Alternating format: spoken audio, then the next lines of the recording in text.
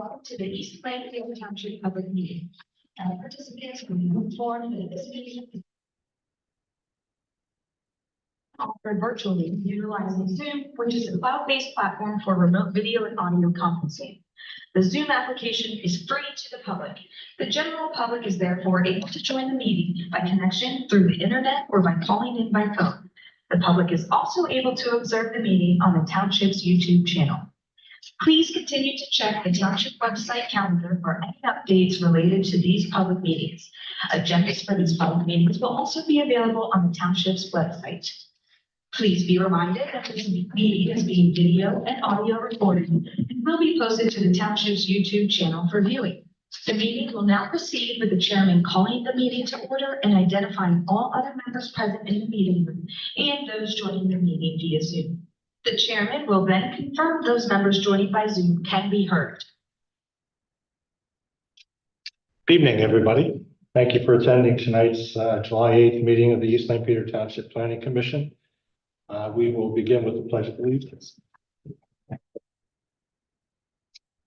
pledge allegiance to the flag of the United States and to the republic which stands one nation, indivisible, with liberty and justice for all.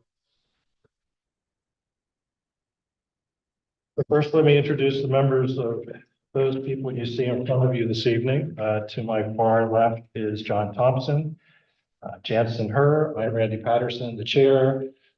Jason Dagan is the other member of the Planning Commission. Sarah Ryder is unable to be here today.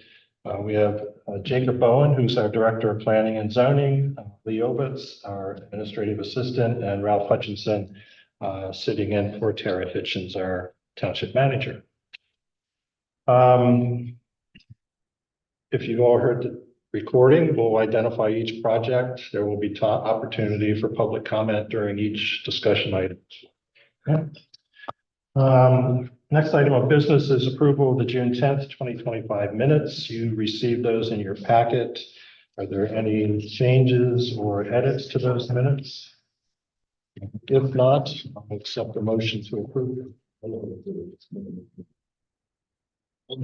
Motion by Jansen. Is there a second? Second by Jason. Any further conversation, discussion? All those in favor say aye. Opposed? So moved. Under old business, I did want to take care of one item. Last month, we tabled a discussion on the Cocalico Creek project that was submitted, and the tabling motion identified July 8th as the next meeting at which we would discuss that project. We received a letter agreeing to a 120-day extension. So I just wanted to ask for a motion to table the Planning Commission action on that project until such time as it's resubmitted by staff for review. I'll make a motion for that. Jason, second. Second by John. Thank you. All those in favor say aye. Aye. Opposed? So moved. Thank you. So our other item of old business is a zoning ordinance text amendment that is being presented by its family farm stand, a text amendment that's being reviewed by the Planning Commission, Zoning Hearing Board, and by the Township Board of Supervisors. This is to establish a definition for a family farm market, which is different than a roadside stand, and to make changes to the zoning ordinance that would allow a family farm market to be permitted by right in the AG zoning district, permitted by special exception in R1, R2, Industrial 1, and our business park districts. I know there's a conditional use one in there too. It also established three sizes for those farm market stands. For a 10 to 20 acre site, they can have a stand not to exceed 4,000 square feet. For 21 to 30 acres, 6,000 square feet. For 31 or more acres, an 8,000 square foot structure. All structures are for indoor retail uses, and they must be in close proximity to each other if they're separate buildings, creating that 8,000, 6,000, or 4,000 square feet. All structures have to be set back by 200 feet from the street or property line. So just to give you a sense of what that is, it's about 2/3 of a football field. It's like some kind of physical reference that I can think of. So think about the 30-yard line to the goalpost. It's about the 200 square feet. We did read some public comment seeking 300 square feet for 6,000 square feet and 400 square feet for 8,000 square feet. But the ordinance as presented maintains that all of those structures must have a 200 foot setback from property line or from the street. They can have an outdoor display area as well that should not exceed 4,000 square feet. That's going to go pick your own operations to allow people to come pick up flowers, pick up food, that type of thing on their own. Parking is also required, and those parking spaces must also be 200 square feet from a property line or the street. And I think Ralph, are there any other major issues that you want to present on the amendment? You had briefly mentioned the conditional use possibility, and that would be that if an applicant wants to do something other than what's standardly permitted by this amendment, then they would have to go through a conditional use process in front of the police. Okay. No pop-up vendors are permitted. No food trucks are permitted. At least 50% of the products being sold must be produced on that farm. And lights must be limited to the site itself, and operations are 8 a.m. to dusk. Those are the basic premises of the ordinance that's in front of us. The Planning Commission will make a recommendation to the Board of Supervisors. It's the Board of Supervisors who will actually hold a public hearing on the ordinance and make a decision on the ordinance change. So this evening, it's the Planning Commission's opportunity to discuss the ordinance and to hear from anyone in the public who wishes to comment on the ordinance itself. We probably won't debate comments, but your comments would go on the record and then be presented as part of the Planning Commission's recommendation to the Board of Supervisors. Okay. So I'm going to turn to the Planning Commission members first to see if there's any conversation, any questions you may have for staff that you wanted to present. One question I have, I believe, is, I believe the calls out there that should be no more than 6 family members. I believe that one of the things that is called out is there can be no more than 6 family members working on site at any time. I'm just wanted to get clarification as far as what the site is. Is that the entire farm, or is that just the building itself, the market itself?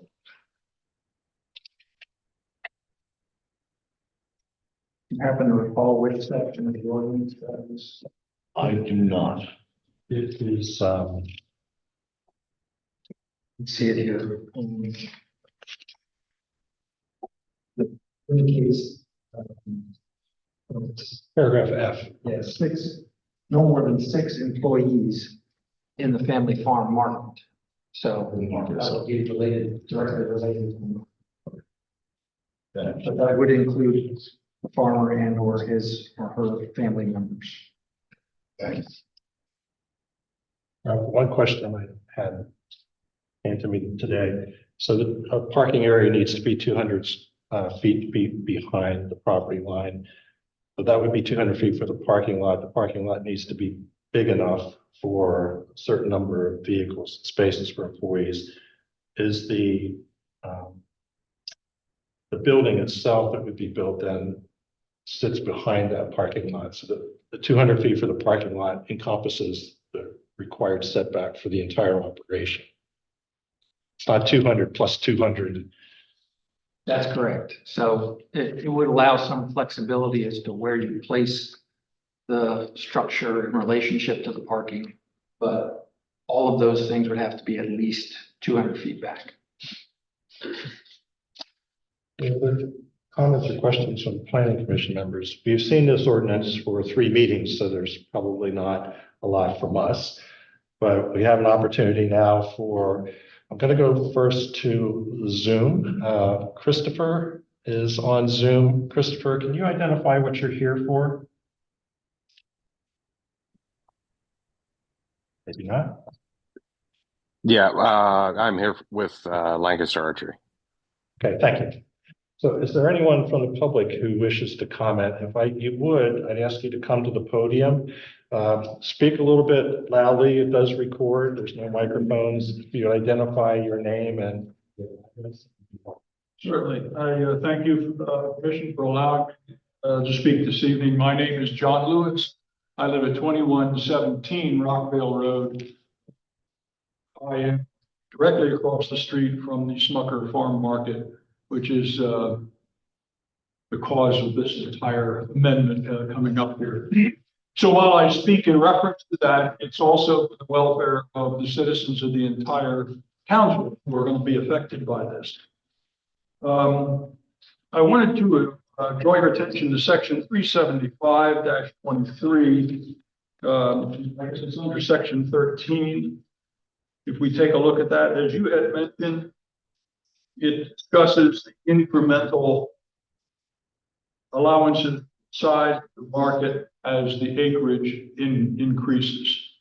And so we get up to 8,000 square feet to a farm that is 30 acres or more. But if we go on under section 375-23, the setback lines, they are static. 200 feet is not very far back.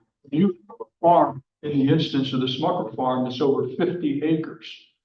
200 feet is not much at all, but it's very, very close to the surrounding homes that are on the other side of the street. And therefore, that same situation is going to present itself to anybody else in this. If we look at the Turkey Hill Market at the intersection of Strasburg Pike and Lincoln Highway, are you familiar with that? Okay. If you look at the county site, that is a 3,000 square foot structure. 3,000 square feet. That's what we're looking at. 8,000 is more than double the size of that, closer to 3 times the size of the market that would sit but a few hundred feet from private residences. We have on those residences, that street, you have pedestrians that walk there, families that have children that are bicycling. I see Amish walking back and forth, particularly on their way to church, with baby carriages and wagons full of kids walking along the streets. We have bicyclists, but now it's the street in that market. While it's a small market, we now have buses pulling in there, which, if you would like, we have pictures of. We have traffic that is parked out along the street because of their inability in and out of it. I am asking that we consider moving the setbacks proportional to the size of the market. An 8,000 square foot market is an enormous market, and that's just the market. We haven't even begun to talk about the parking areas that are going to be around it or into the outside areas. There are 2 buildings that are accompanying this on the farm. So I would like to ask if you would consider amending this ordinance to allow for 200 square feet for properties that are 10 to 20 acres in size. For properties that are 21 to 30 acres, that's set back to be at least 300 feet. And for properties that are 31 or more acres in size, it would allow an 8,000 square foot building. So you at least have a setback of 400 feet. The house that currently sits there sits just under a quarter mile that length. There is more than enough room to put this setback line there, and they still have space. When we talk with the owners why they don't want to move the property back that far, their answer is, we don't want the market near our house. But I find it interesting, it's okay to have it near mine. I would ask that you consider the incremental setbacks as mentioned. I'm available for any questions. Questions from commission members? We did receive, I think you submitted an email. as Yes, sir, well. I did. We did receive a copy of Okay. it. Comments? Thank you very much for your Okay, comments. I yield. Are there any other comments from the public related to the ordinance? So our option as a planning commission is to recommend approval of the ordinance as presented to the board of supervisors for consideration, or to present the ordinance with suggested changes.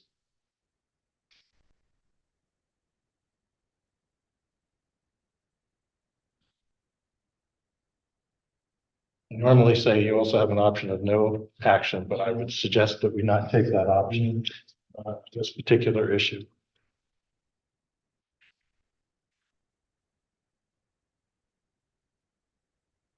Questions you have for staff as you consider those two options? That Was there any discussion on the, this isn't the first time we've heard about graded setback requirements based on the size of the building. Was there any additional discussion or comment from staff on that particular item as brought up here this evening?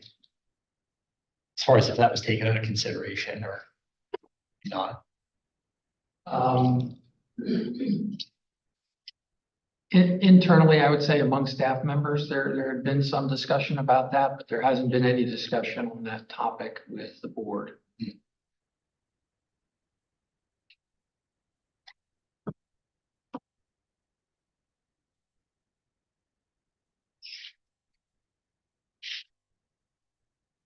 Clarification that options are submit to the board of supervisors as presented or with suggested amendment. we'll call suggested changes from the planning commission.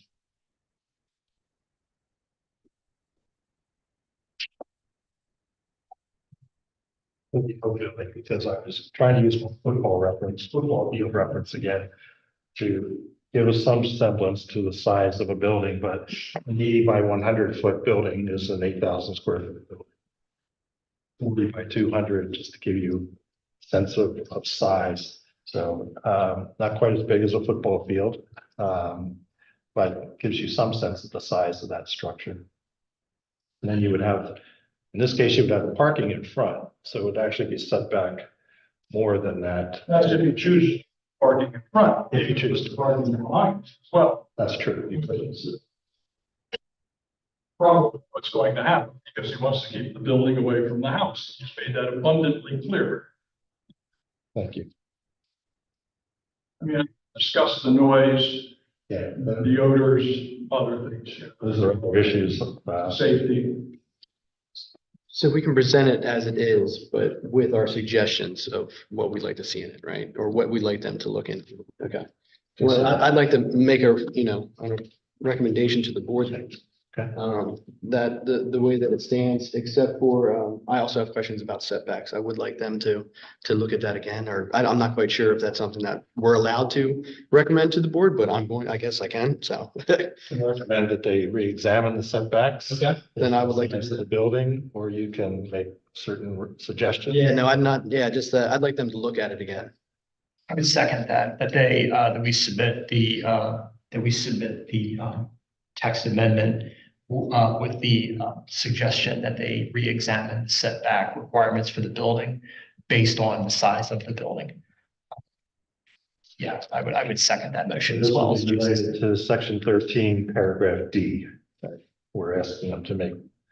That's considerations. Specifically setback requirements for the larger buildings, if they're permitting up to 8,000 square feet in some cases, that they re-examine the setbacks for that. Any other issues that you wish to present to the supervisors?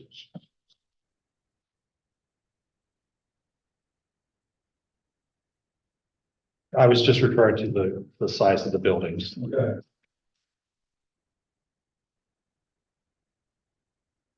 Hearing none, we have a motion on the floor to present the ordinance as presented with the recommendation that consideration be taken to change the required setbacks for the size of the structure, based on the size of the structure, without any specific recommendation to appropriate setback for the 4,000 square foot and the 8,000 square foot building. All right. No further conversation, discussion. All those in favor say aye. Opposed? Thank you.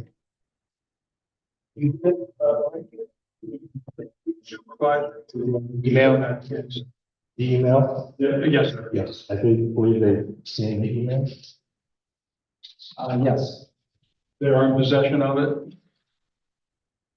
I'd still recommend you come to the public hearing. Yeah, I would. I'd like to give them a heads up, so they think of, not have to deal with it right then and there.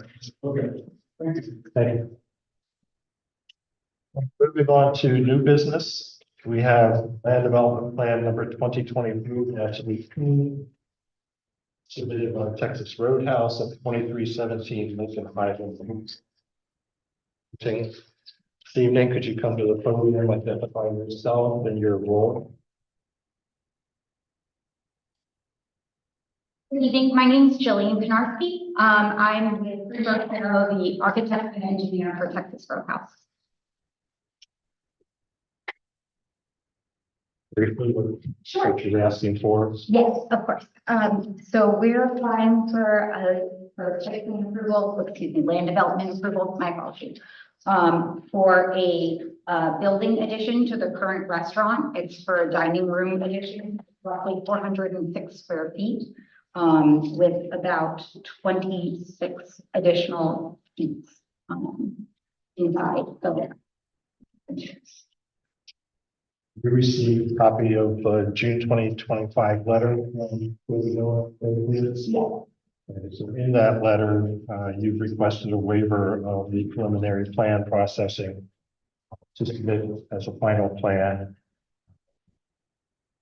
Comment about making some dates of approval conditions. And then there were 3 subdivision land development issues that, based on David Miller Associates letter, email correspondence did not adequately address the first 2.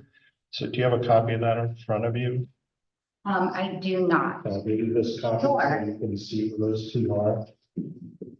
I actually don't think I received it. Now that you say it, June 20th, but he emailed me the 11th, but I'm not sure I have this. I apologize. Your name is listed as a CC.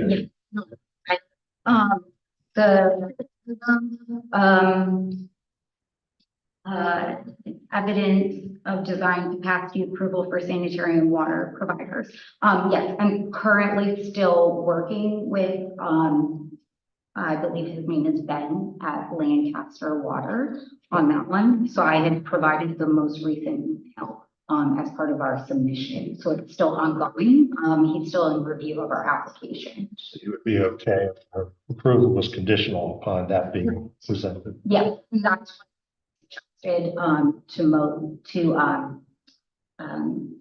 in the resubmission was that we were looking for that as a condition. And then the additional one from TDB, their email that I provided said that they defer back to Lancaster Water on whatever Lancaster Water decides. Okay. So I don't have that piece because I need Lancaster Water's response. So that's related to your sewer facility plan, which would go through the township, I believe, not through Lancaster Water. Right, the planning module process includes the city for treatment capacity and the township for conveyance capacity. So again, conditional Correct. approval based on those 2, and then financial security was Correct. addressed. And then the OPC, we submitted an OPC, and then the note is that if there are the costs for a separate sewage facility, it need to be added. So that's not included because currently we are not at this time required to provide. So yes, my apologies if you want this back. Yes. Okay. So sorry. I wanted to make one correction. this is for the record, the planning commission, planning department letter that we have dated, July 31st, identifies it as a 4,006 square foot building. And it's a 406 square foot building. Not that it changes their review comments in Yeah. any way, shape, or form, but just for the record, I wanted to point that out. Questions for the applicant from the planning commission? In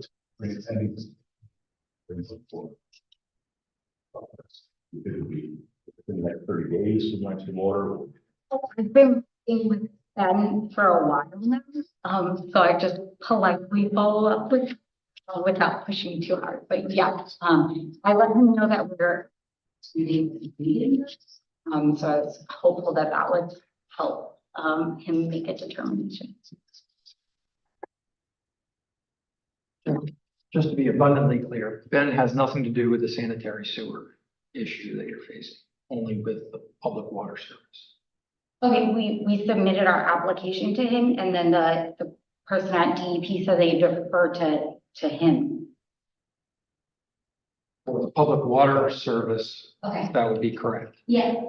Public sanitary sewer service, he has nothing to do with that. Okay. Okay.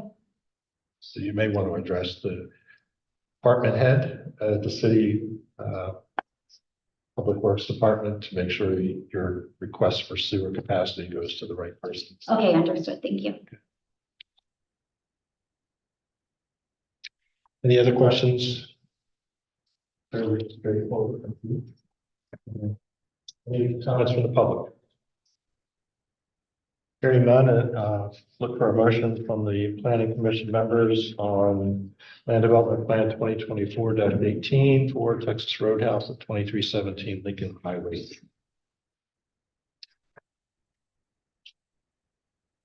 I'll make that recommendation to the board for approval. Conditional on the David Miller letter, dated June 20th, 2025. I need to break that down, like, as long as, yeah, okay, conditional to the David letter. That's it, 2025. Yeah. Yeah, and if we could fix the error in the subdivision land and planning review, where it says 4,000, it should be 406 square foot. And then there's comments that need to be addressed on the back of that letter as well. July 34th. So we have a motion to recommend approval to the Board of Supervisors upon meeting the outstanding requirements of the David Prometheus letter, which 125, and the comments again and the planning department in their letter dated July 31st, 2024. Second from John Thompson. Any further conversation, discussion? Hearing none, all those in favor say aye. Opposed? So moved. Thank you. Our next item of business is 5-15 or submission 2025-15 additional use application for ESP Real Estate LLC at 2603 Lincoln Highway use. You can let that apply yourself. Yes, John Mattiak, on behalf of the applicant. Also, we tonight spent BSK Real Estate. This property is located at 2603 Lincoln Highway East. It's about 5 acres. It is zoned agricultural. And it's the current home to Quarryville Construction. This is a little bit of a unique case. It's a conditional use application, but it's also a modification of a prior conditional use application. Back in 2021, BSK sought approval for the historic, call it historic reuse of an existing farmhouse in Dairy Barn. And they were converted from those uses to quarry views, construction offices, and storage buildings. There was also an additional building added, correct? Additional building added. There's one new building as part of the same use. And as part of the application, there was no approval for additional buildings. That prior decision, again, you allowed for the use of the headquarters for Quarry construction. There was just 3 minimal conditions, the standard, comply with all testimony. The second was at least 2.5 acres of the property needed to be used in active agricultural use. And the third was that there be no storage of construction vehicles. What we're here today is to seek to clarify the prior decision on a couple of points. For the agricultural use, there's been some question as to whether BSK can operate a roadside stand, sell the farm products on the road. We're here today. Well, we're here today to be a recommendation. We're going to be asking the super approve that concept. Be subject to the conditions of either the roadside stand or what was the term today, family farm stand. So that would be part of it. The second is, the construction business in particular. Mr. King will explain this, his type of construction business. The events that are necessary for a construction business, the open houses, the customer appreciation, vendor appreciation events. We want to clarify that those are permitted as well under the conditional use decision. And then finally, we're asking sign, which I see Mr. Dagan has out in front of him, that's consistent, that's up there. It's also consistent with the size permitted in that corridor. The agricultural limits, I think, to a 16 square foot monument sign, which is roughly the size of this desk, I believe, and maybe a 40 square foot business sign, but we're asking, or building sign, for instance. An 80 square foot monument / freestanding sign. It's because it's tall, but we'll get into the details of that. Except for the sign, we're not proposing any additions, any additional paving, any additional building, nothing. It's just the sign is the only addition and the clarification as to the uses. Now, that's the nutshell of the application. I'm not sure how much more you want to hear. Mr. King's here to testify. If you'd like, we also have a letter from Mark for the RTS, the land planner on the site. Was unable to be here to provide a summary assessment.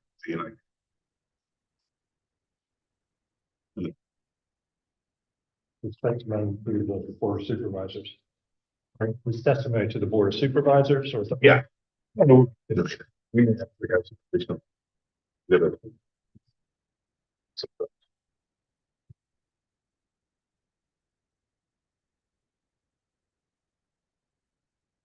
I don't know that we need an official presentation, but if you know, from planning commission members, it's I guess the one question I have on, just to clarify, on the uses, other than the food stand, market stand, the event uses, that was not part of your original request to the township, correct? That's a new request. I don't recall seeing that in the original application. In the original from 2021 or this one? From 2021. No, what we requested there was a business use. The primary use being office and secondary. I think technically was contract store. What we wanted with that was just a normal thing you would do with contract business.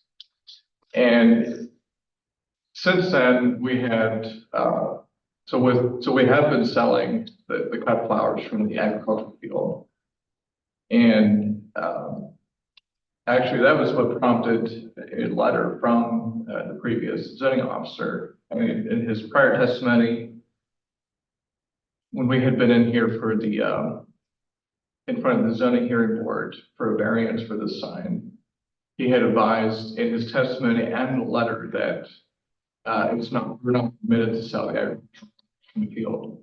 And along with that, we had done a maker's market, which is like a community event, basically, related to selling those agricultural products, like a couple hours for people to come out and see that.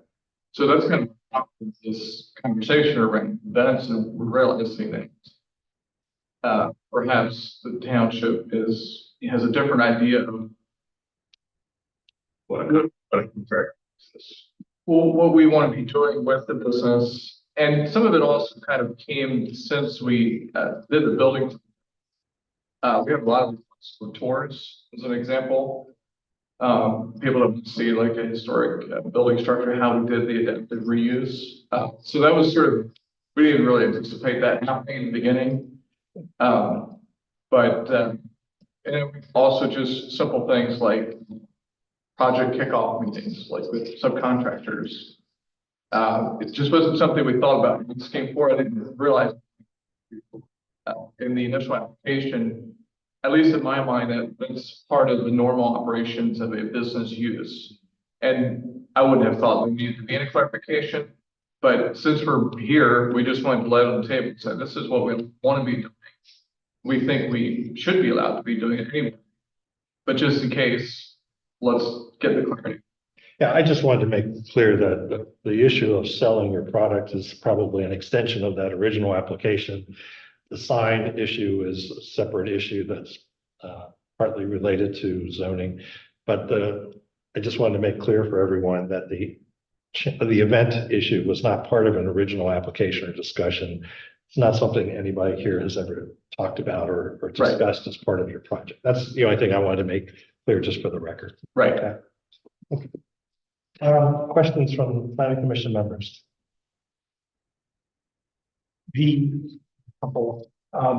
First one is the products that are being sold. It sounds like you said cut flowers from the agricultural field. Did I hear you correctly? That's what it is currently. Okay. Be restricted. We just want to be able to sell the product that we're growing. Whatever is being understood. My question is how presently are they being sold? Is it out of a structure that's on the property that you constructed, a new structure? Is it out of the existing structures? No, it's just being sold out in the field. Okay. The field is coming. Okay. That's, I haven't been, so I wasn't sure. Yeah. Thank you. I mean, we'll have, we'll prepare stuff to pick up sometimes. Okay. But we don't currently have a space per se to, like a vendor do. Right. And would there be one that you would consider putting? Would there be one that you'd be considering putting up if it should be clarified that you can indeed? Yeah, there's should have site plan up here. Actually, if you could go to the site plan, I suppose it is on there. At the very top of the or you have, yeah. So that site plan works. Yeah. At the top of the page, there's what's referred to as the tobacco barn. And it has a small L cut out of the back on the left side. That's probably where we'd end up. It's paved back.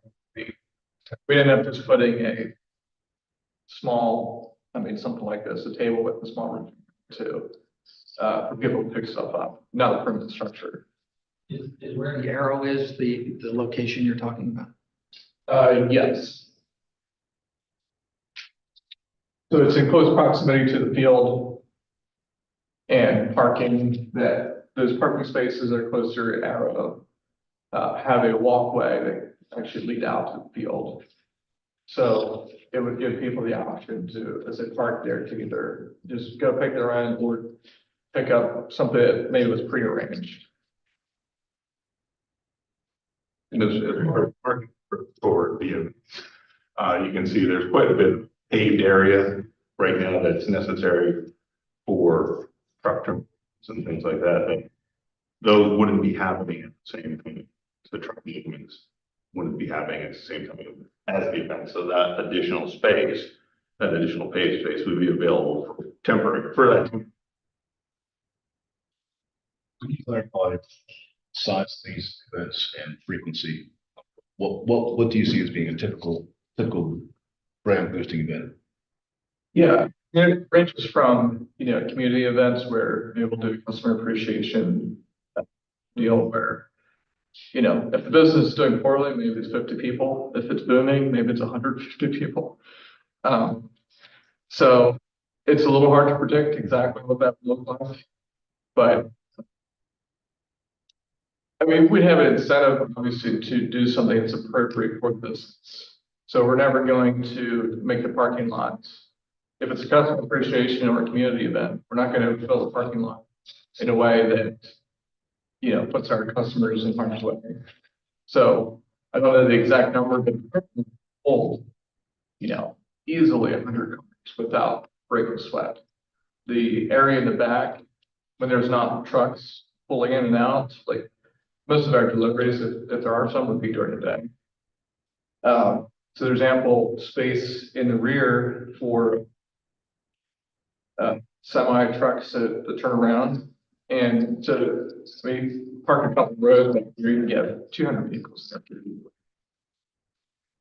In most cases, that would be too much for the buildings.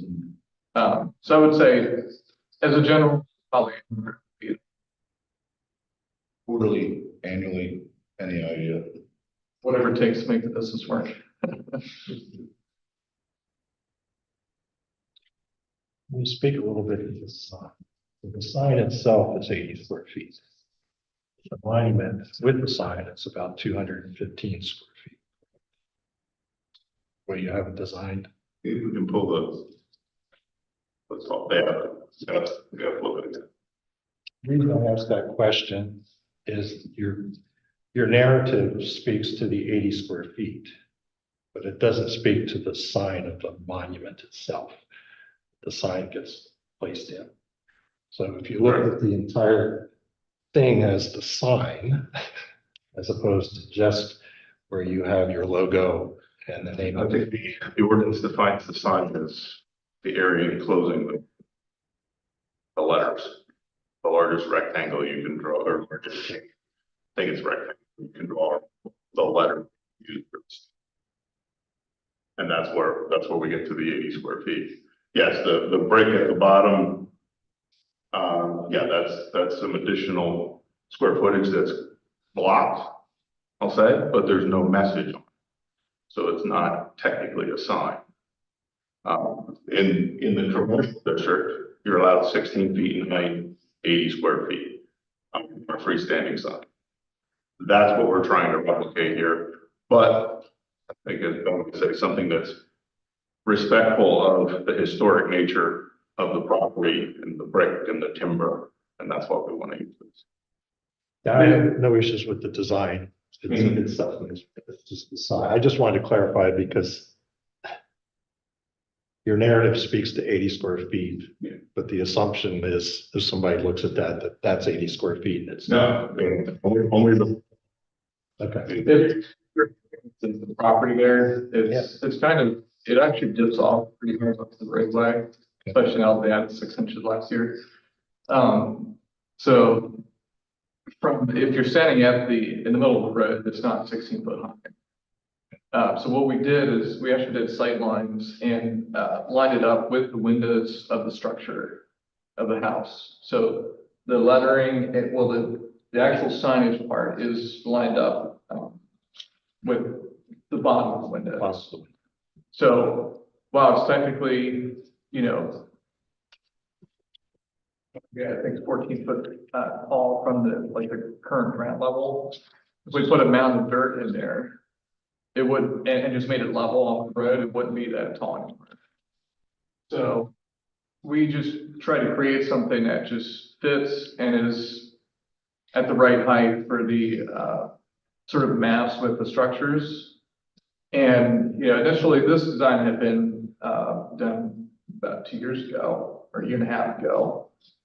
And at the time, we were trying to keep it within 80 square feet, which we did for the sign area.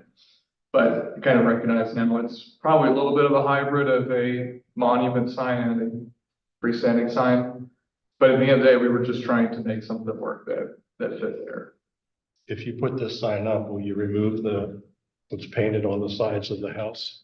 Yeah, that's not painted on, It's not actually. painted on. That's just a, vinyl screwed on, temporary. Yep. It fooled me yesterday. Painted on as well. Other questions or comments by commission members? I think this description of how it sits in the land, lay of the land is quite helpful. And I'm not sure if it's in that packet, but RGS did provide, sight lines Yeah. as well. Yeah. So they were involved in designing as well, with something that be appropriate from a visibility standpoint. I think Mark even says that in his letter too. And sight lines and safety, the whole work. So that was their product as much as ours from that perspective. And maybe one thing, I should maybe just clarify this, the ABCDE, the placeholder, is just for would be for the flower business, or not really for the flower business per se, but the estate itself. More than likely, that will be Keystone Manor, which would be, Keystone Manor is a DBA for VSK Real Estate. Any questions from the public? Comments from staff? What does Keystone Manor do? It's just the property name. It doesn't do anything.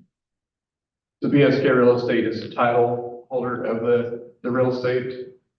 And Keystone Manor is a part of that entity. the It DBA. just looks better than VSK Real Estate. So it's your name for the property. Yeah, What does BSK Realty do?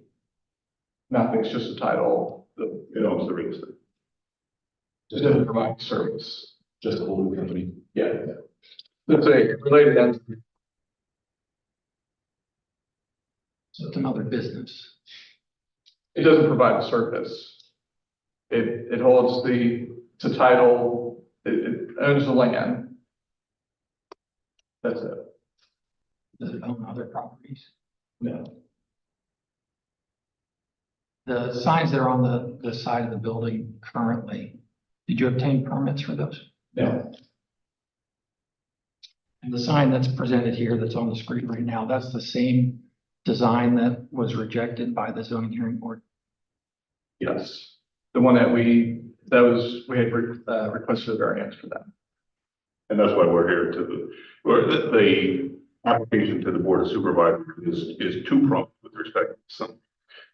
Number one, to request for modification of the application and the prior approval, because it could have been fine as part of the application. Or there's a provision, and I can't call it, there's a provision in your sign ordinance that allows the supervisors to approve via conditional use a sign that doesn't quite meet the standards, all the other standards. So in essence, gives the supervisors the right to amend without falling into variance. Their use hearing process in 2020. Do you recall being asked about whether or not you would add a sign to the property? I don't recall. I know I discussed it with Matt Cream at one point. I don't remember if it was brought up during testimony. Matt Green was your counsel at that time? Yes. And he had advised, what I recall is that he had advised me at that point that the sign doesn't need to be part of the conditional use or the land development. I just need to come in with a permit, which I did. And come to find out, we're limited to 16 square feet. So it was really an unintended consequence, I think, of the project development. I guess nobody really thought about it, that what was going to happen, because the intention for everybody involved, including the board and all of you, I believe, was that if we're going to have a business use there, that was a normal office contractor business use. It did not occur to me at the time to, we never intended to put a larger than normal business sign. It just didn't occur to me that we would be limited to 16 square feet. Have you advertised to lease some of the existing space in that building? We had, yes. Yeah. Yeah. The the space was, particularly the office was a little bigger than we had needed right at that point in time. So we had, for a time considered, bringing in a few people while we're growing business. But that's not, Despite the approval that said you have one business on that site. it's still one use. But you haven't, did you end up leasing to anyone? No, Okay. Do you have any intention to lease it? no. There were also that raise issues of signage for businesses that you did place in there. I'm sorry. If you placed businesses in there, you would also need signage then for those businesses. Right. Any other question, comments? The events that you have held on the property, they included food trucks. Openness involved. That's what I know. Wasn't there when the Makers Market was there. I know there was, so my wife had that that was really related to the flower field stuff, so she called it the Makers Market. So I was out of town during that time. I know there was some other people there. I don't recall if there was any food trucks involved, but I do know there was other people The there. Makers Market is for other businesses to sell retail products at fairs. I have no idea. You have no idea what Makers Market is? I don't know if you and I consider a Makers Market the same thing or That's not. why I was asking. I don't know the definition of a Makers Market. Apparently. But in this case, it's only related to the sale of flowers. I don't even know. I wasn't there. We have one of those Makers Markets. Like I said, I wasn't there. I don't know. I believe, my understanding was that they were going to have displays. I'm not aware that they were selling stuff. Like, that they were selling other retail products. But I couldn't say that for sure. I'd have to ask. So are those the sort of events at Makers Market where others are selling their wares on your property? Is that the sort of events that you were talking about, asking for approval? No, that would not. We're not trying to, we don't want to.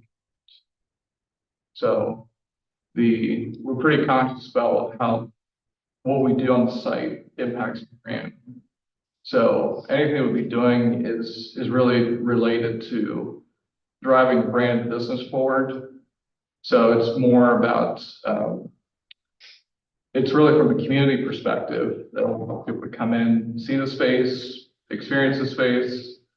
And, last year we had, we partnered with the ministry to have some kids come in to spend some time on the property, 3 or 4 years, and partnered them with a skilled craftsman to make a craft. They're on site. So it's those sorts of things that because we want to provide, as part of our branding and helping out in the community, want to give opportunities to the next generation to see in real time what a local business looks like ours. And if they have an interest in woodworking, they can put their hands on it and touch it and maybe be inspired. You would not object to restrictions on the types of events that you could hold under the conditional use? I mean, with the type of restrictions are on it. No makers markets, What's I mean, just as an example, no makers markets. No retail. markets. Somebody selling product that's not related to your business. I mean, you guys can put out. I mean, I can assure you that we're not looking to run a flea market or retail business out of there. So if that was something you said, like, hey, we don't want you to ever, I think the other restrictions you were talking about earlier says at least 50% of the products being sold at that stand have to be from the property. I mean, that makes sense. we're not looking to have anything that other people don't have. We're just looking to have the normal business functions that come with a contracting business and an agricultural business, if you, since we're apparently calling it an agricultural business now. So we just want to have what everybody else is allowed with those kinds of businesses. We're not looking to venture way outside.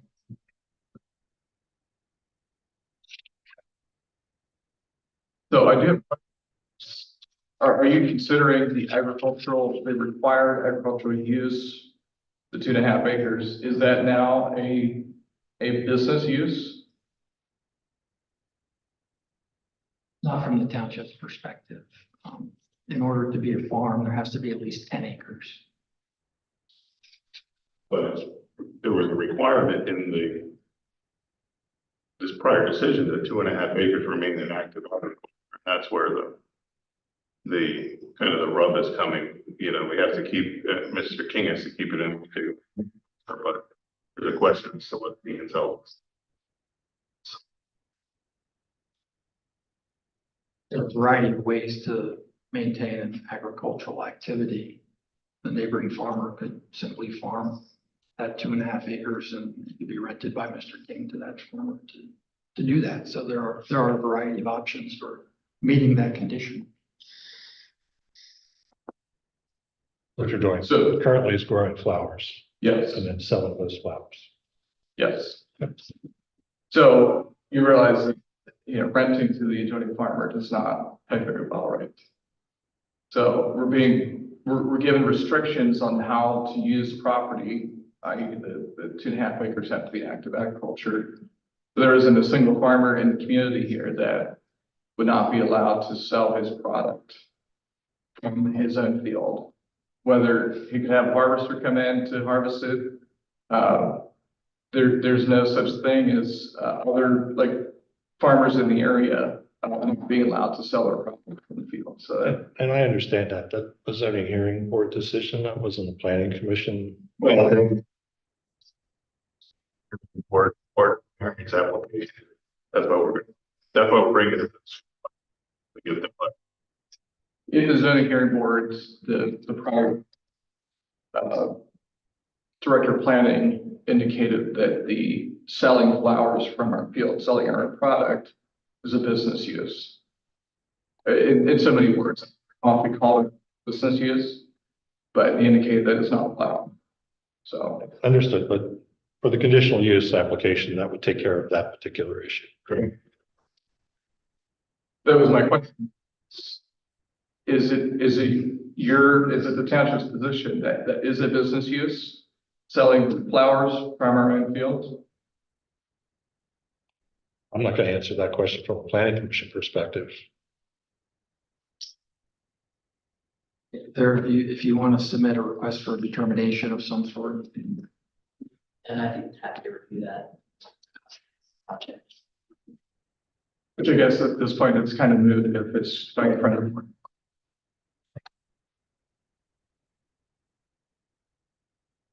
Any remaining comments from staff? Response from planning commission members related to conversation? I just want to clarify one thing that I believe that I heard a little bit ago and this sign, should it be approved in some semblance close to what I see in front of me, you'd remove I'll just call it a sticker, I don't know what it is, the thing inside your bill, you would remove that. Did I? Yeah, that's just a vinyl Thank you, yes. temporary The screw. word escaped me. Yeah, thanks. Yeah, perfect. Thank you. That's all I wanted to clarify. Just for the record, you could be required to remove those without getting approval. I understand that. This is the most current. Exactly. Received the notice of violation. Yeah, I just wanted to make that clear for the record. It's either or.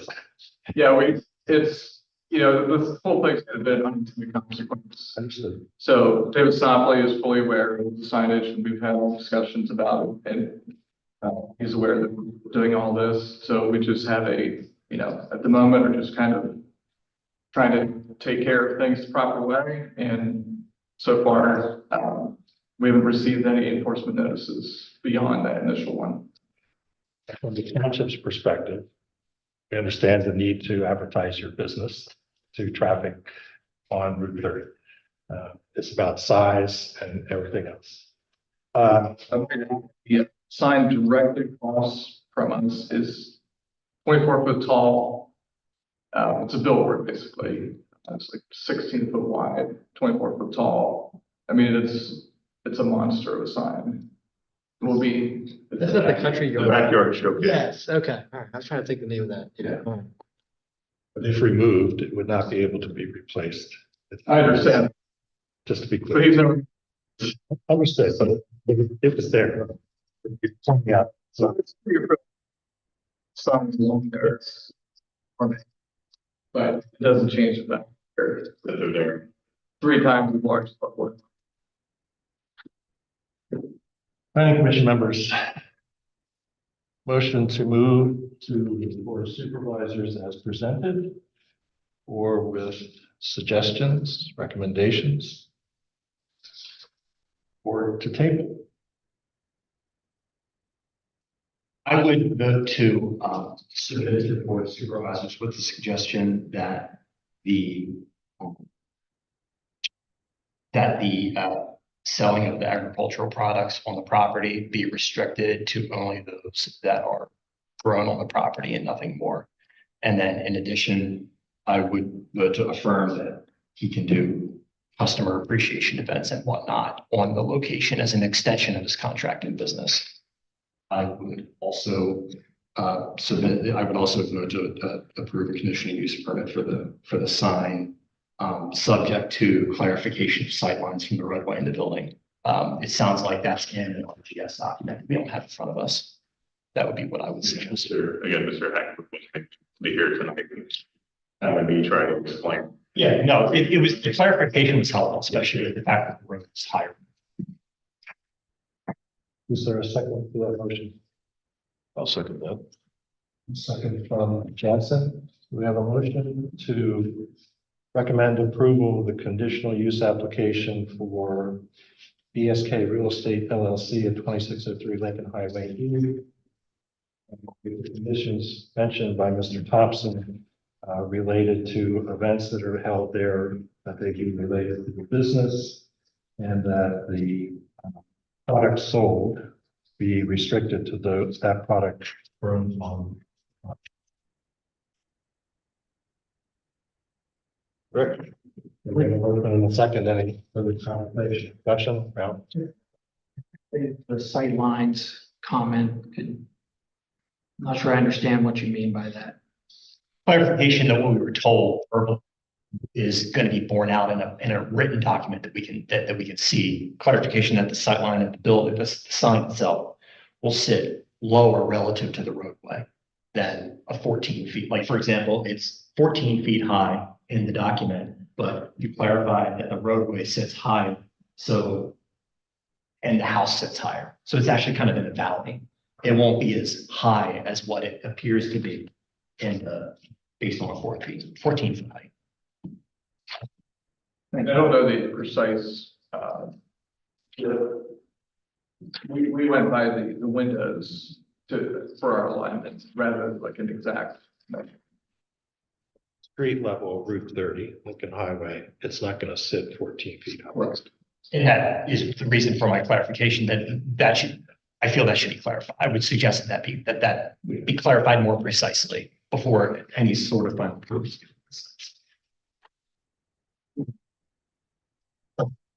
Thank you.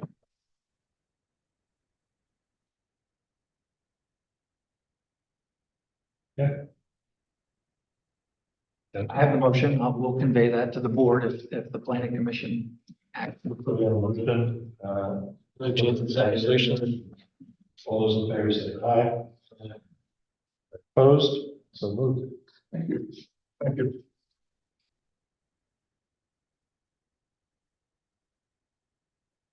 Last item under the business is the zoning ordinance text amendment related to integrated business champion. Yourself? Good evening, my name is Dwight Yoder. I'm trying to give over. Eric Hawthorne is here and others from Lancaster Archery. And we're here tonight, and Aaron from RGS is here as well. Working on it. Yeah.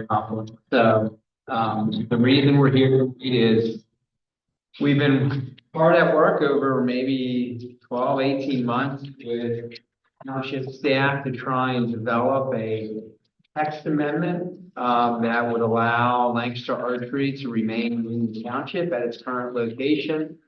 Little history, I think everybody's familiar with Lancaster Archery. It's just down the road. Rob and Carol have grown up in East Lampeter Township, lived here their whole life. They have really deep roots to the community, and the good news is their business has been very successful over the years. They have a warehouse in Leola. They have their store here along 340.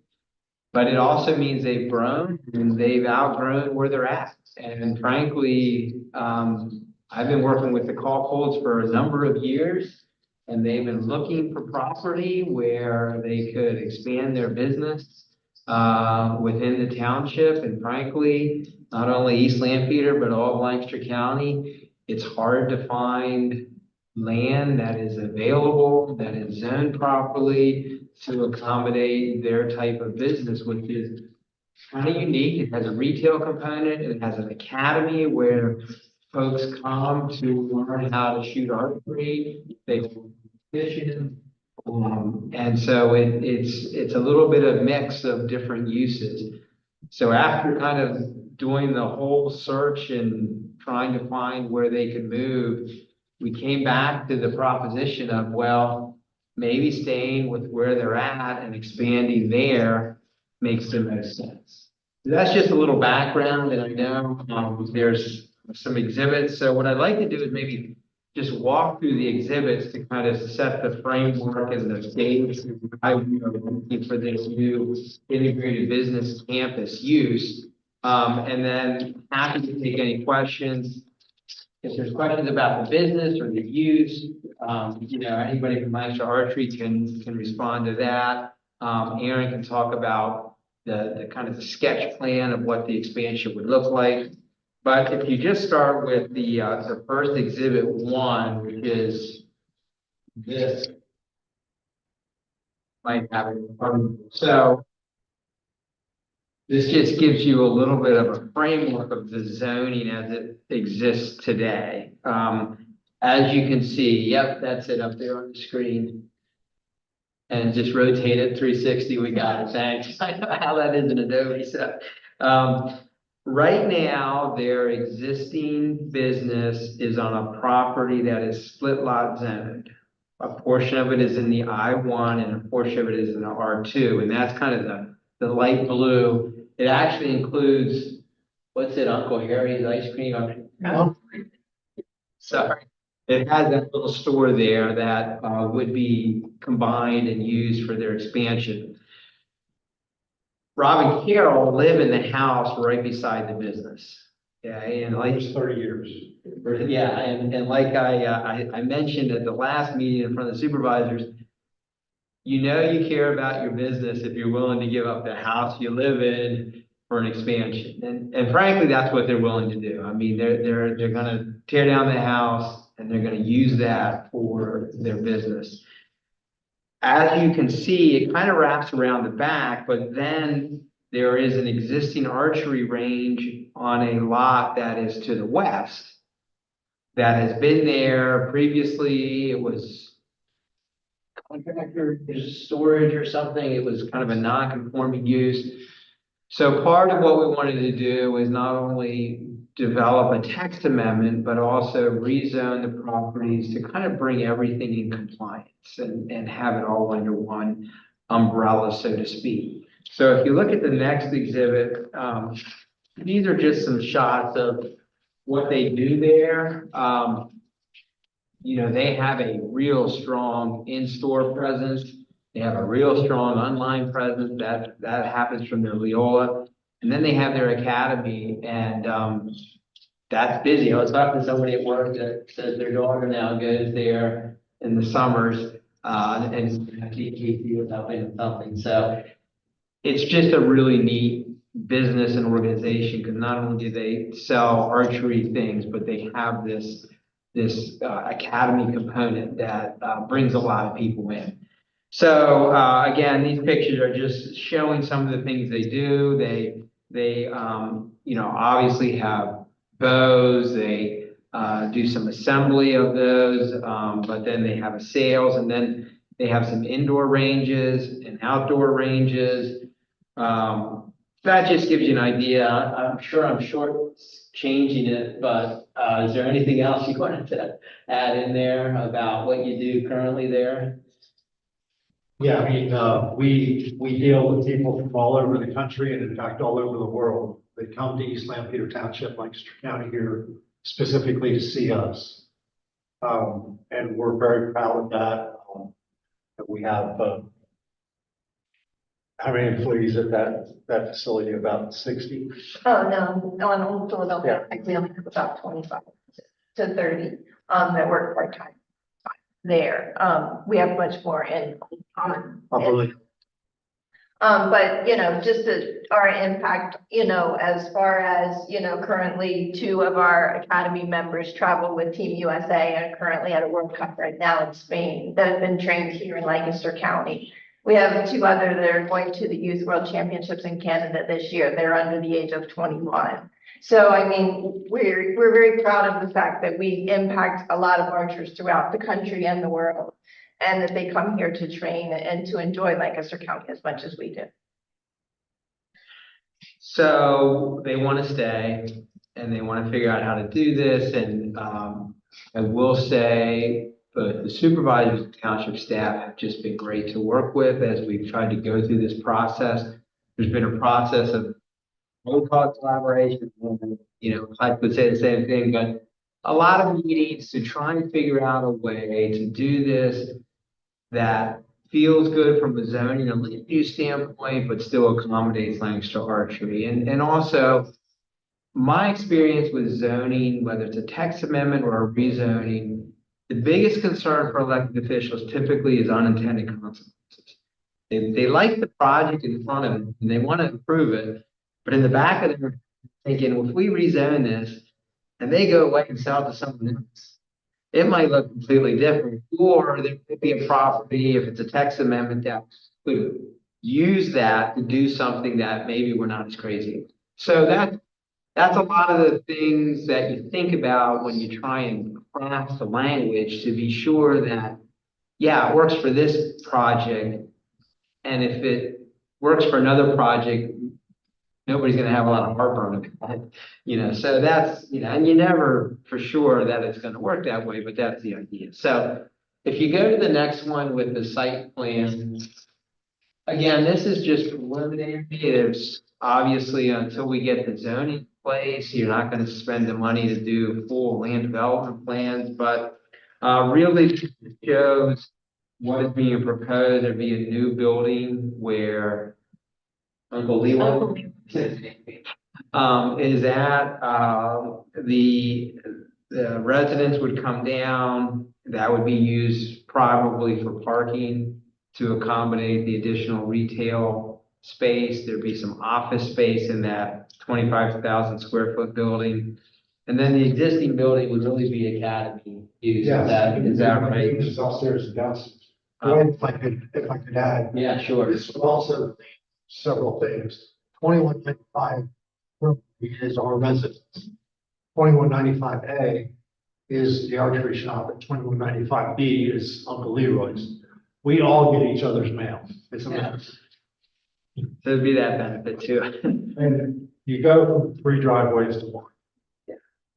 Well, and I mean, apart from the zoning, obviously, there's going to need to be a PennDOT HOP permit, which anytime you do anything on 340 is not fun, but that's for down the road. So this just gives you a sense. I mean, don't hold us to this exact thing, I'm sure, as they go through, but this is the general concept that lays out pretty well, provides them the space to accommodate their growth. There'd be a couple other lanes put in kind of internal there to this. And then if you go to Exhibit 4, this just shows the area that would be rezoned. So, and, all the properties that would be rezoned are currently owned by the Kaufholz or under agreement. So what you see here is basically, I don't know if it's like a rotated L shape, but all of these parcels that are in the shaded area along with parcels 1 and 2 would be consolidated into one lot.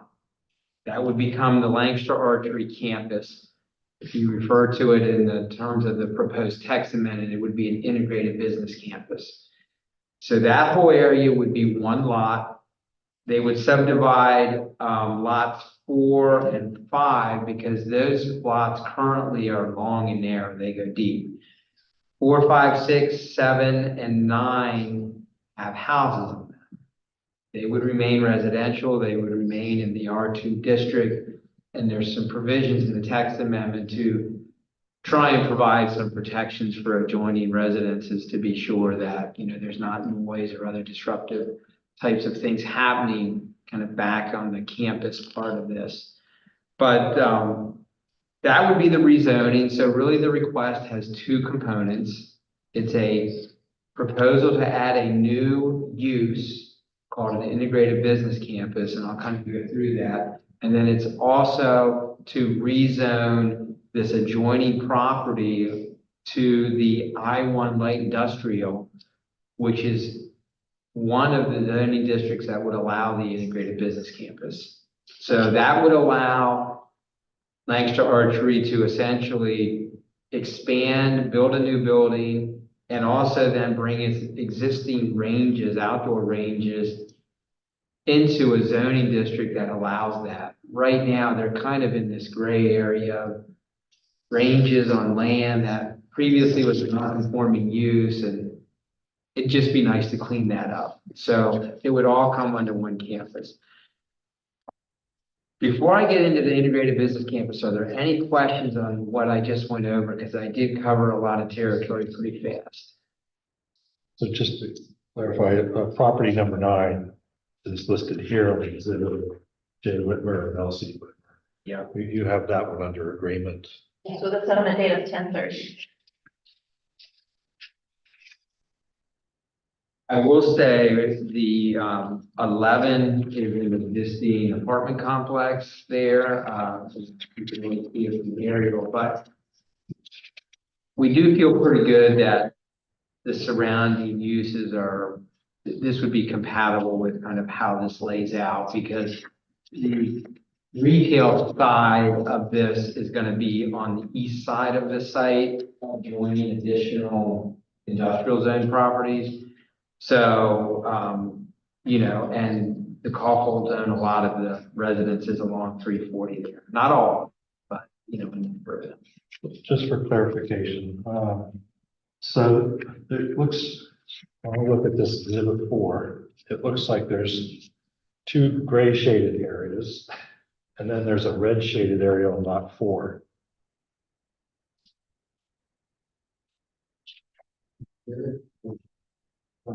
So actually, even your exhibit to the exhibit B to the is the same. The lot 3 and lot 8 and the north part of lot 5 and lot 9 are areas to be rezoned to light industrial. What is lot 4? That is red on my exhibit, it's opposed to gray. Does it mean anything? Is that level? Printer was low on. I feel like it's just like the timber line. Oh, that's true. It could just be a printer line. It goes all the way down. Yeah, it's just like straight across down. I know. Yeah. Five was a metal gray as well. Yeah. Issue. So then my question, which I laughed on and said with the purpose tonight. Right. Is, I understand there are residences on 8, 7, 6, 5, and 4.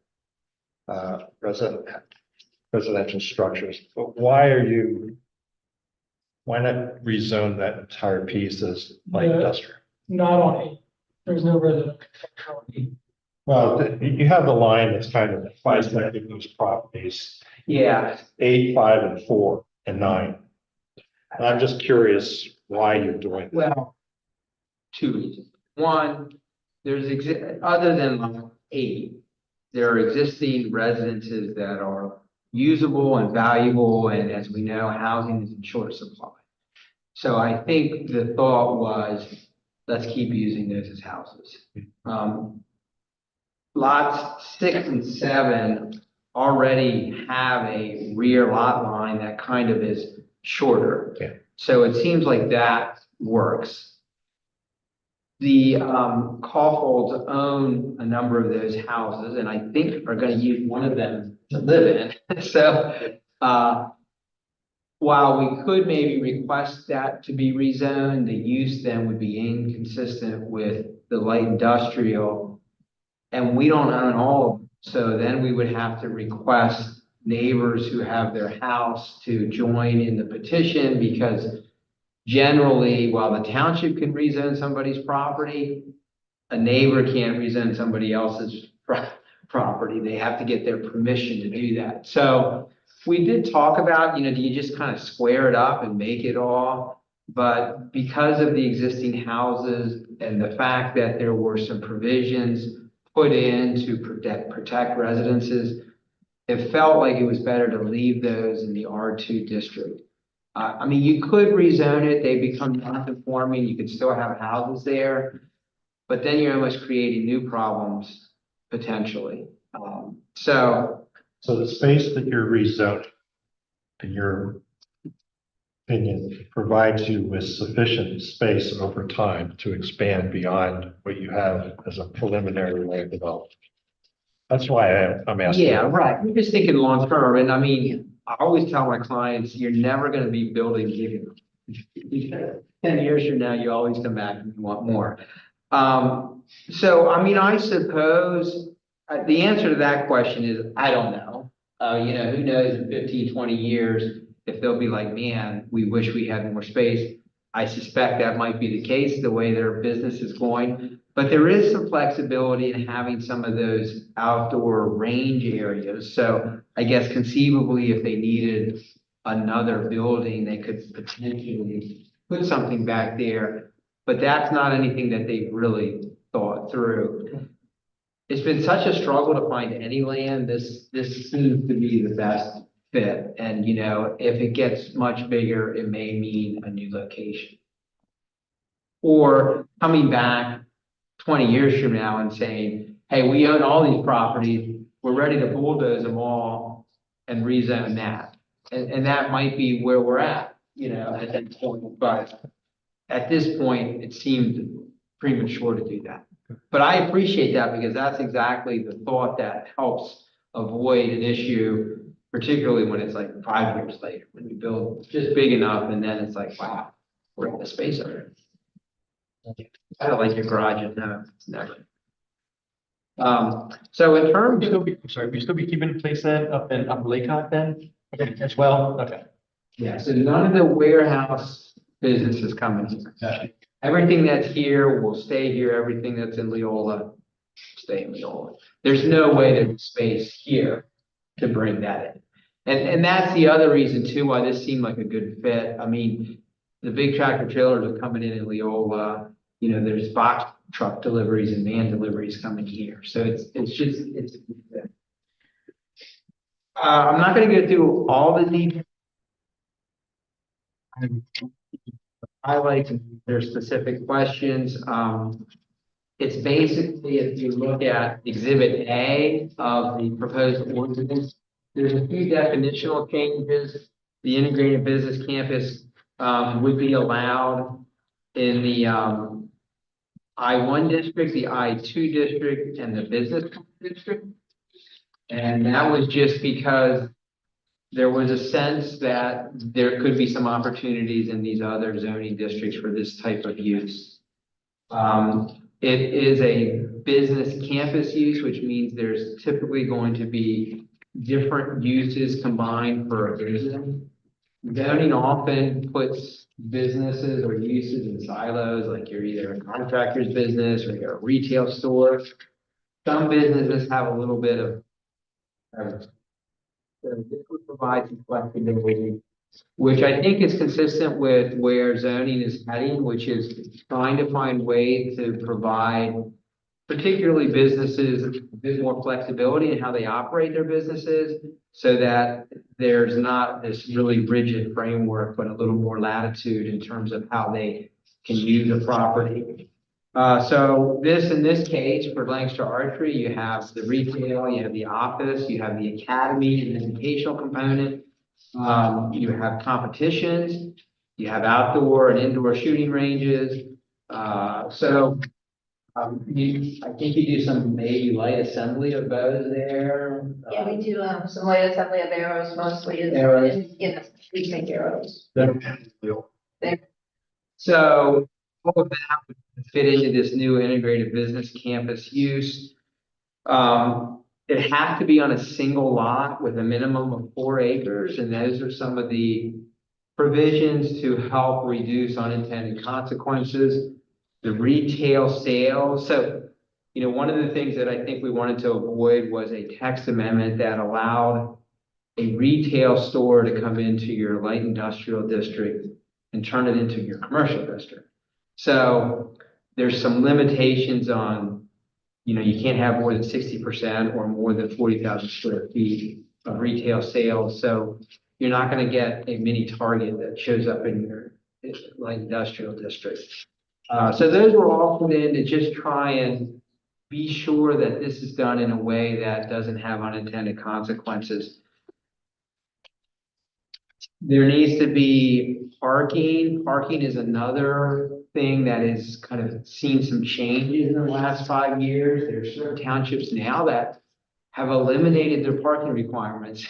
They basically say, you figured out, just don't park on the public street. And if you don't have enough, shame on you.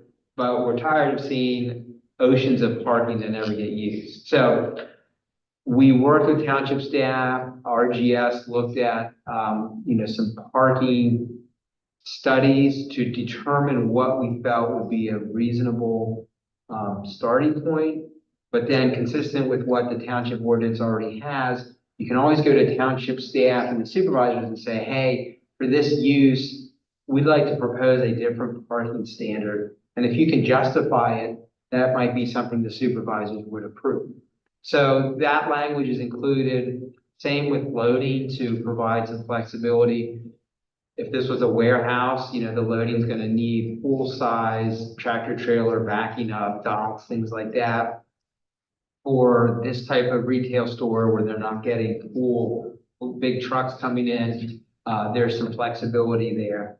So the parking and the loading, and then there's some general requirements that you would see with any type of business use. They have to have public water and sewer. You couldn't do on-lot septic or well. Let me just see here. There was some added about exterior speakers. So if you're holding events, typically you don't use loud. We don't use, when we have a tournament, we do have an outdoor speaker. It's not like a permanent speaker. We take it out, hook it up to it's a portable speaker. And our events don't run in the evening. So I think we have JOAD from 6 to 8 one night a week and 4 to 6 another night a week. So most of our events are done by 8 p.m. So there's some provisions there to just, again, be sure somebody else comes in here or goes somewhere else that there's some limitations that, there's not midnight events still going on, because you could envision a different integrated business campus that's not archery that could go in, and all of a sudden now, if you reside residential homes, that could be pretty disruptive. So that was included. There needs to be circulation, and of course, there needs to be a traffic study, which is that's really regardless. So those are the highlights. Right, really three things we're requesting: a text amendment for the integrated business campus, and then the rezoning of the property to the light industrial. The integrated business campus would then be a use that is allowed in the light industrial zone. I feel like we've been talking a lot, so let me stop there and happy to take any questions. If there's specifics about the site plan, Aaron can jump in, but we're pretty excited about this. It's been a long road, many years, but we feel like we have a plan now that will allow Lancaster Archery to remain there and accommodate its growth. And Christopher is part of your team? Yeah. Okay. Chris still the manager of the site. I just wanted to make sure I didn't need to offer him. His name, I would check, see if he's still there. I'm hoping back to the comment, because I never been very good at that, and I have been subject to that a few times.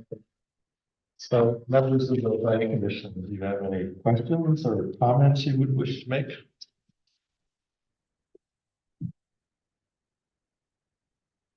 I guess my question is how does the increased retail area affect traffic? I know that's going to be part of the traffic study, but just. Yeah, that's a great question, and we did do some preliminary counts.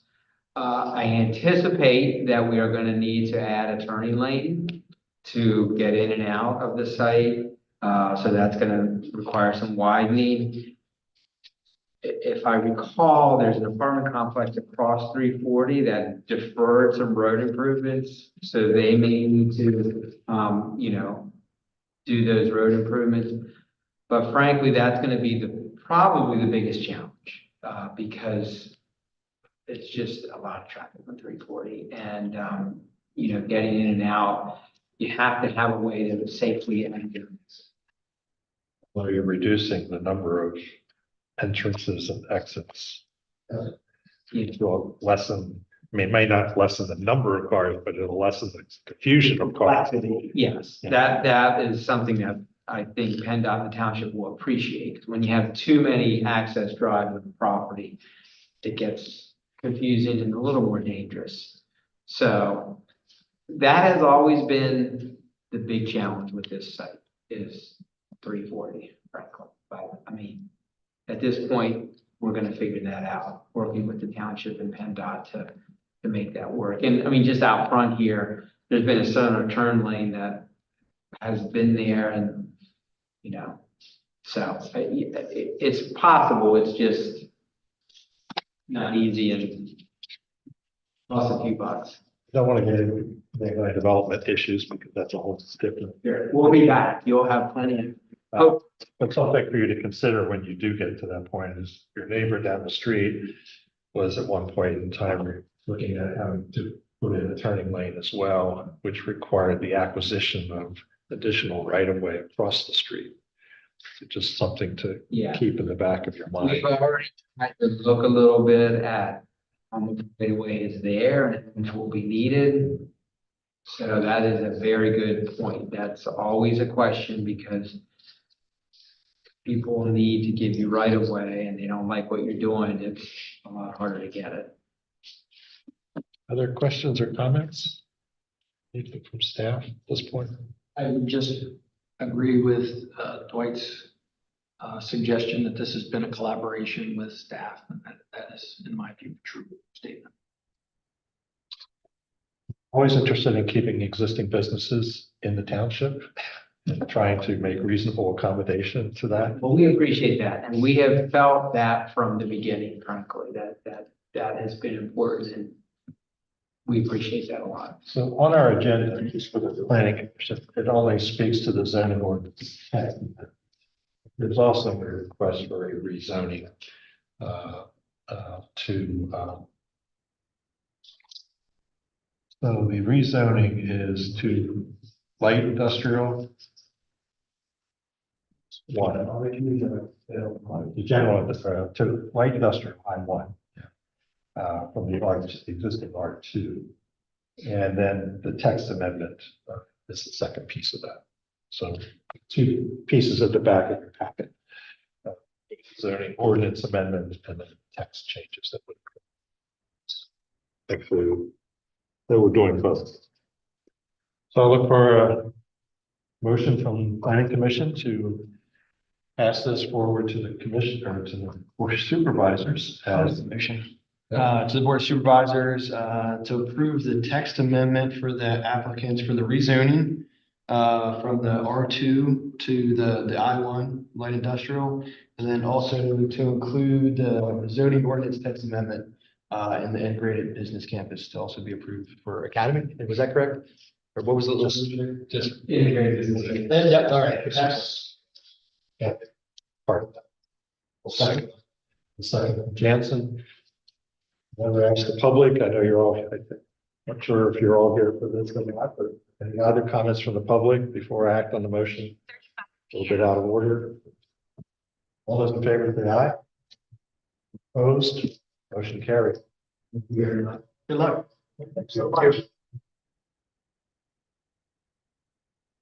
We have one briefing item, 2025-14, a land development plan. Which is for Tillman. Next month, applicants for school district will be coming here. This land development project involves reconfiguring the traffic pattern internally to the project to address some of the congestion with drop off and pickup. So part of that project, they're actually relocating one of the playgrounds, I think for the younger children. And they're gonna be replacing that with the parking lot to the south of the property. But they'll also be doing some site improvements, and just reconfiguring. In addition, they'll also be, adding an addition to the back of the school, a minor addition to the back. You have the square footage of that addition? I don't have it on top of my head. The site plan look minimal. It looks. It's a very minimal addition, like they're not adding classrooms. Wasn't missing anything. It's about 2,000 square feet, if I remember. I'm sorry, Ken Johnson, I'm Director of Operations of the school district, so. Thank you. Yeah, there's a little bit of addition on the side of two walk-in refrigerator. Yep, that would be on the north side, and then just a minor classroom expansion one, which that expansion was done like 2004, 2005.